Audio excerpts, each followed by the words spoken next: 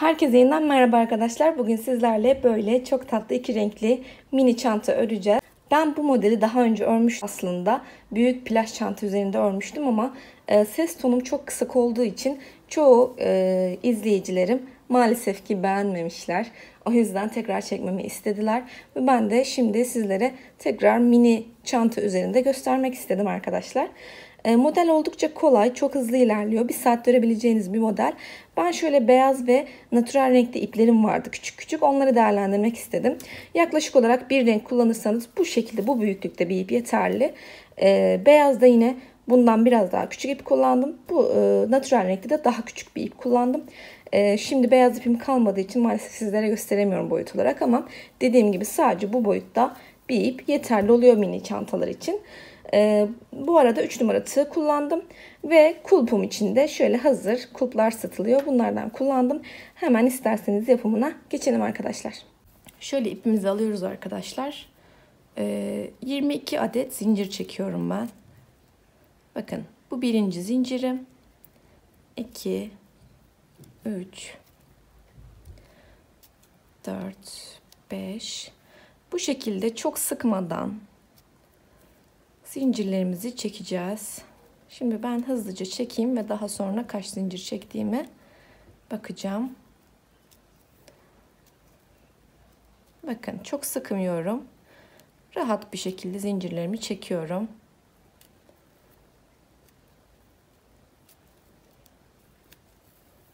Kağıt ip çok sıkıya gelmiyor arkadaşlar. Sayalım. 1, 2, 3, 4, 5, 6, 7, 8, 9, 10, 11, 12, 13, 14, 15, 16, 17, 18, 19, 20, 21 ve 22. Evet, 22 tane zincirimi çektim. Bakın zincirlerin arka kısımları var arkadaşlar. Şurada görünen, şöyle göstereyim biraz yakından. Bakın zincirimin ön kısmı burası. Benim batacağım yer hemen bir sonraki zincirin arka noktası.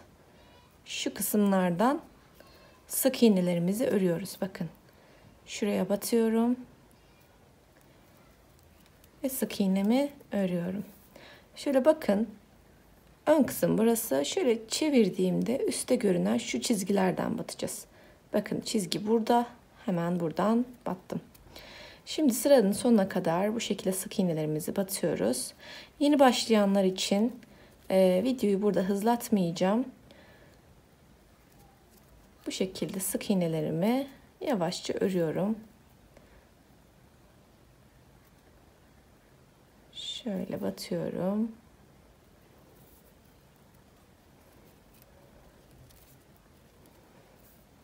Bakın. Şu kısımlardan çok sıkı ya da gevşek olmayacak şekilde sık iğnemi yapıyorum. Batıyorum. İpi alıyorum. 2 tane ilmek var tığda. İkisinden aynı anda geçiriyorum. Bu şekilde yine bir önceki videomda olduğu gibi tabansız bir cep çanta örüyorum arkadaşlar. Sadece tabanında bu şekilde bir sıralık bir ovallik oluşturuyoruz. Daha sonra üste çıkışı sağlıyoruz. Hem çok pratik oluyor hem de modellerimizi istediğimiz gibi cep çantalarda uyguluyoruz. Cep çantalarda çok güzel günlük kullanım için markete, pazara çıkarken böyle takıp anahtarınızı, işte telefonunuzu koyabileceğiniz model.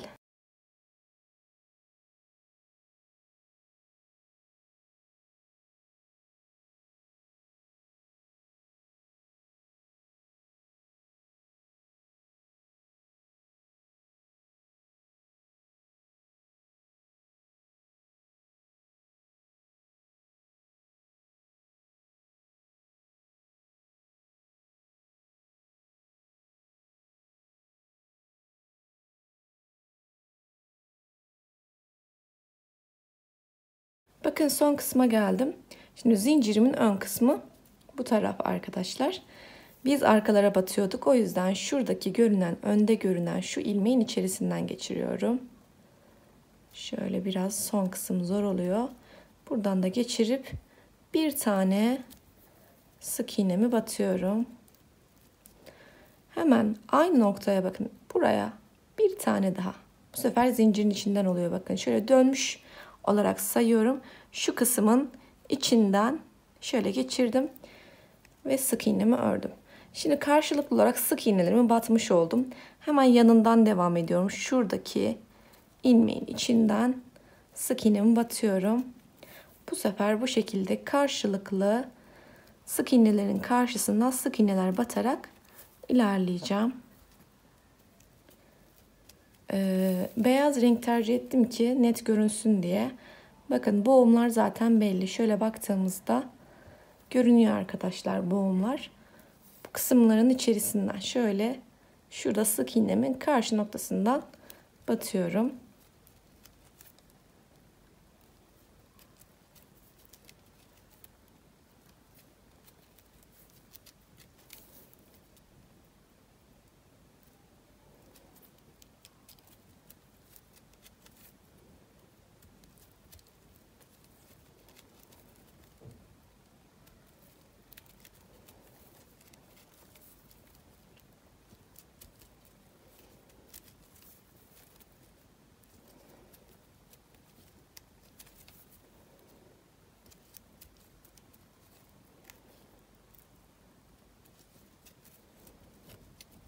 Sonda şöyle bir şey yapacağız. Son kısma bakın şurası benim ilk sık iğne noktam.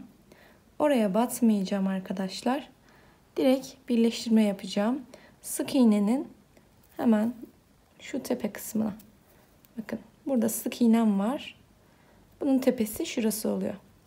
Buradan kaydırmamızı yapıyoruz. Ve 3 adet zincir çekiyoruz. Şimdi hemen modelimizi oluşturmaya başlayacağız. Şöyle ipime tığıma doladım. Dip noktaya batıyorum.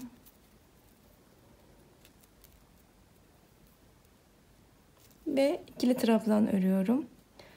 Hemen araya bir zincir çekiyorum. Aynı noktaya bakın battım. Burada kaldım. Doladım. Aynı noktaya tekrardan battım. Ve ikisini birden çektim. Şimdi başlangıçta normal trabzanlar yaptık. Çünkü zincir çektiğimiz için modeli oluşturmadan direkt ikili trabzan yan yana örebilirsiniz. Sıkıntı olmayacaktır. Şimdi zincir çekmiyorum arkadaşlar. 2 boşluk bırakacağım. Ama zincir çekmeden 2 boşluk bırakacağım. Doluyorum tığımı. 2 boşluk bıraktım. Bir sonrakine battım. Uzattım ipimi biraz. İçinden geçirdim ve bekliyorum. Hemen doluyorum tığımı. Bir tane trabzan daha oluşturuyorum. 2 trabzanı aynı anda ilmeğimden geçiriyorum. Araya bir zincir çektim. Doladım. Tekrar bir tane trabzanımı oluşturmadan burada kalıyorum. Doluyorum tığıma. Tekrar aynı noktaya batıyorum. 2 tane trabzanım bu şekilde tığımda kalmış oldu. Ve ben ikisinin içerisinden ipimi geçiriyorum. Şimdi yine burada zincir çekmiyorum. Direkt tığımı doluyorum. İpime doladım. 2 boşluk. Bakın 1, 2 boşluk bıraktım. Üçüncüye batarak yine trabzanımı tam oluşturmadan burada kalıyorum. Doladım tığıma aynı noktaya. Yine ikili trabzanımı yaptım. 1, 2, 3 tane ilmek var tığımda. Üçünün içerisinden direkt ipimi çektim. Burada araya bir zincir çektim. Doladım. Aynı noktaya trabzanımı çektim ve aynı şekilde yarım trabzanımı yine çektim ve 2 tane trabzanım bekliyor. 1, 2, 3 ilmek içerisinden çektim. Modelimiz bu şekilde oluşuyor arkadaşlar. Umarım detaylı anlatabilmişimdir. Şimdi yavaşça şöyle göstereceğim sizlere. Çok yavaş olduğunu düşünürseniz biraz hızlandırabilirsiniz. Yeni başlayanlar için bakın oldukça yavaş gösteriyorum. Doladım tığıma. 2 boşluğumu atlıyorum. Bir sonrakine batıyorum. Burada kalıyorum. Bakın. Yani trabzanımı örmüyorum. Burada kalıyorum. Doluyorum ipim buradayken. Aynı noktaya batıyorum. Biraz uzattım ilmeğimi. İçerisinden geçirdim. 2 tane trabzanım oluşturulmayı bekliyor. İkisinin içerisinden ve şuradaki ilmekten de kaydırarak şöyle modelimi oluşturuyorum. Ara kısma bir zincir çekiyorum. Ve aynı noktaya yine aynı işlemi yapıyorum. Battım. Aldım ipimi, uzattım. İkisinin içerisinden geçirdim, kaldım. Doladım tığıma. Aynı noktaya battım. Bu şekilde aldım. 3 tane ilmek var. Üçünün içerisinden kaydırdım. Şimdi araya zincir çekmiyorum. Doluyorum. 1 2 boşluk, üçüncüye aynı işlemi tekrarlıyorum. Yani bir boşluğa 4 tane trabzan oluşturuyormuş gibi oluyoruz ama aslında kesme işlemi gibi yaptığımız için her boşlukta 2 tane trabzan oluşmuş oluyor. Aralarda bir zincirli olduğu için model bu şekilde kendini gösteriyor arkadaşlar. Şimdi ben hızlıca öreceğim. Köşe noktaya kadar bir geleyim sizlere. Köşede de herhangi bir arttırma eksiltme yapmıyoruz ama ben sizlere orayı da şöyle bir göstereyim. Hızlıca. Bakın 1 2 boşluk. Bir sonrakine battım. Bu arada şu kısımları kısa tutmaya çalışalım bakın. Bu kısımları kısa tutmaya çalışırsak modelimiz daha güzel olur. Araya bir zincir çekiyorum. Aynı noktaya aynı işlemi uyguluyorum. Bir trabzan, 2 trabzan ve üçünün içerisinden kaydır. Ve burada zincir çekmiyorum. Bakın. Şimdi dönüşe geldim arkadaşlar. 1-2 tane zincirim burada. Karşıya atlamam gerekiyor. Bunun için ipimizi burada gevşetmeyelim. Sıkı tutalım bu kısımda. Çünkü dönüş yapacağız. Bakın dönüş yaparken elimiz biraz kasılacak. Ama siz burada tığınızı sıkı tutun. Ve dediğim gibi ipinizi burada gevşetmeyin ki dönüşü tam yapalım. Evet, bu şekilde yaptım. Bir zincir çektim. Şöyle içe bükebiliriz. 1 2 ve üçünün içerisinden çektim. Şimdi zincir çekmiyorum. 1 2 boşluk, üçüncüye batıyorum. Evet, gördüğünüz gibi dönüşümü yaptım. Araya bir zincir, aynı noktaya ikili yarım trabzanlarımı ördüm, aynı anda çektim. Gördüğünüz gibi çanta içe doğru bükülmeye başladı. Bu şekilde yukarı doğru çıkacak. Şimdi ben hızlıca sıranın sonuna kadar 2 boşluk bırakıp üçüncüye batıp bu şekilde trabzanlarımı oluşturacağım. Araya bir zincir çekeceğim. Aynı noktaya ikili yarım trabzanlarımı batıyorum. Evet, şimdi hızlıca ilerliyorum arkadaşlar. Arkadaşlar bakın son kısma geldim. Son kısımda her boşlukta zaten 2 tane boşluk bırakıyorduk. Burada da yine 2 boşluğum kalmış oldu. Şu son kısımda sayıyoruz yani. Şimdi burada birleştirme yapacağım. Yine ipimi çok sıkı tutuyorum. Şöyle büküyorum ki kasılmasın. Hemen 1 2 3 tane çekmiş olduğum zincirin tepesinden kaydırmamı yapıyorum. Bakın ben burada renk değişimi yapacağım arkadaşlar. Çünkü ipim burada bitti. Beyaz ipim bittiği için diğer renge geçiş yapacağım. 2 renkli bir çanta olacak. Şimdi doladım tığıma. Son kısımdayım.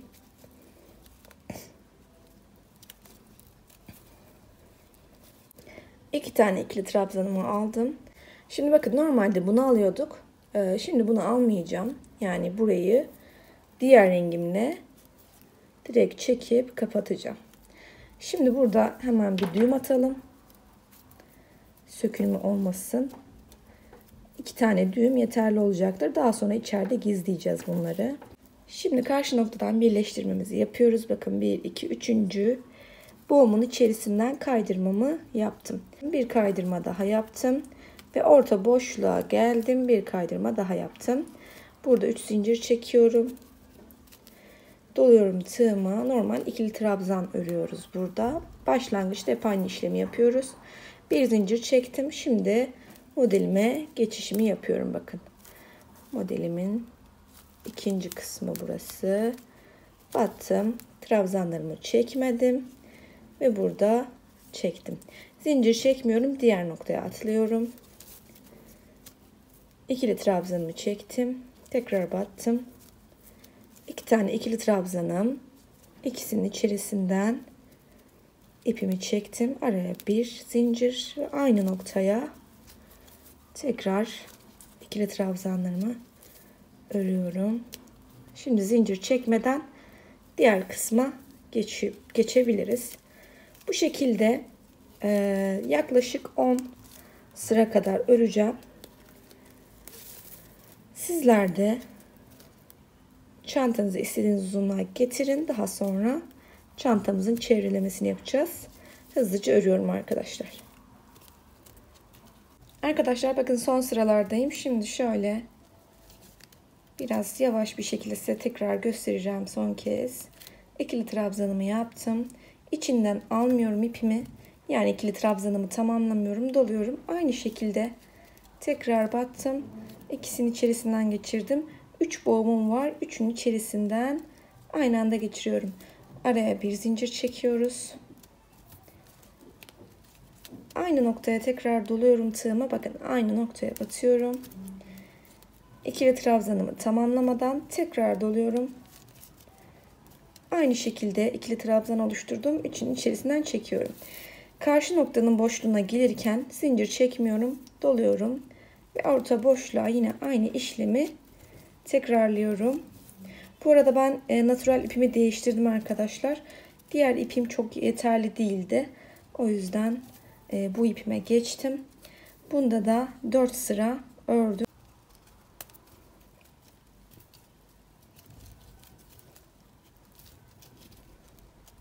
Evet, burayı da tamamladım. Şimdi zincir çekmeden karşı taraftan şöyle 3. zincirin tepesinden birleştirmemi yapıyorum. Şimdi arkadaşlar burada kaydırma yapmadan bir zincir çekeceğim. Ve her zincir boşluğuna sık iğne öreceğim. Yani şöyle dip noktadan ördüm. Orta noktaya bir tane sık iğne örüyorum. Diğer trabzanın tepesine bir tane örüyorum. Bakın her trabzan bir trabzan olarak sayılıyor zaten. Sonra diğer boşluğa geçtim. Batacağımız yerler belli. Tekrar orta boşluğa geldim. Sık iğnemi ördüm. Bakın trabzanın tepe kısmı burası. Buradan da sık iğnemi battım. Hemen bir boşluğa geçiyorum. Ara boşluğa. Sonra orta boşluktayım. Orta boşluktan sonra diğer trabzanın tepe noktası.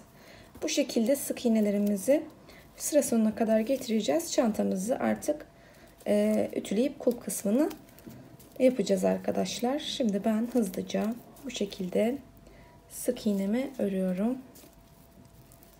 Şöyle batıyorum.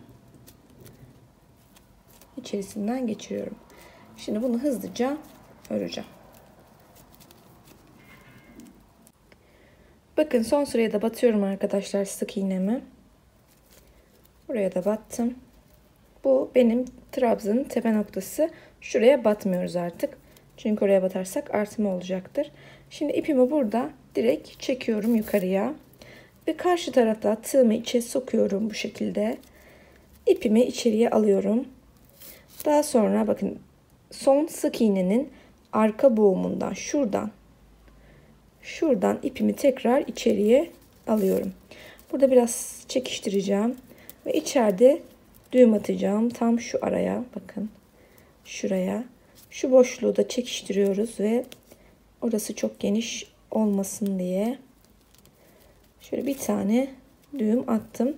Daha sonra birkaç tane daha düğüm atacağım. Bakın gördüğünüz gibi bitiş noktam belli değil. Bu şekilde çantamızı bitirdik. Gördüğünüz gibi iki renk de gerçekten çok tatlı durdu arkadaşlar. Beyaz ve natural tavsiye ediyorum. Ben şöyle kulp için ince askılar var. Böyle hazır. Bunlardan kullandım. Dilerseniz siz örgü yapabilirsiniz. Böyle iki renkli örgüler halinde kulplar yapabilirsiniz. Ben şimdi hızlıca kulpumu takacağım ve çantamı bitireceğim. Açıkçası altta beyaz kullandığım için böyle beyaz bir kulp kullanmak istedim arkadaşlar.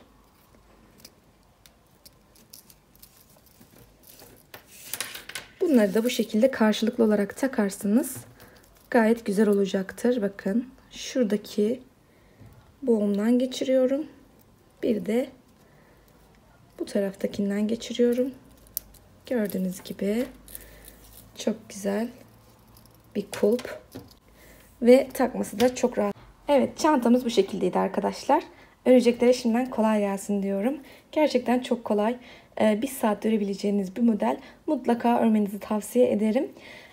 Beğendiyseniz sizler de videolarımı beğenmeyi, kanalıma abone olmayı unutmayın lütfen. Tekrar görüşmek dileğiyle. Hoşça kalın.